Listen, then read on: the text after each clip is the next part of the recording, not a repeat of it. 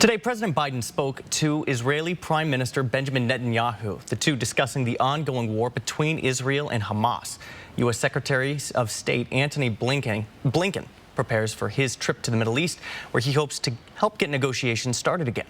Here's ABC's Tom Sufi Burridge with more from Jerusalem.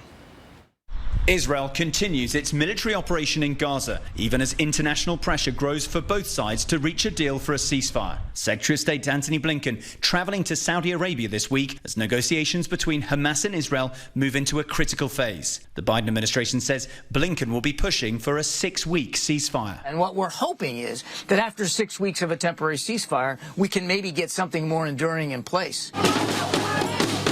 Protesters in Israel have been demanding the hostages be brought home. The calls growing louder following Hamas videos showing 2 hostages seen for the first time in captivity. 47-year-old Israeli citizen Omri Miran and Israeli-American Keith Siegel. 64-year-old Siegel seen with his head shaven and speaking under duress.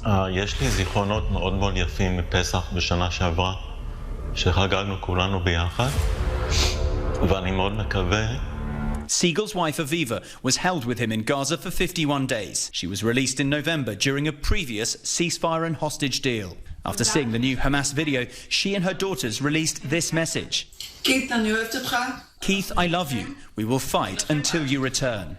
Meanwhile, the Israeli military has released a video of onshore preparations along the Gaza coast as the US military works to install an offshore temporary pier to bring in large shipments of humanitarian aid to Gaza. Tom Sufi Burridge, ABC News, Jerusalem.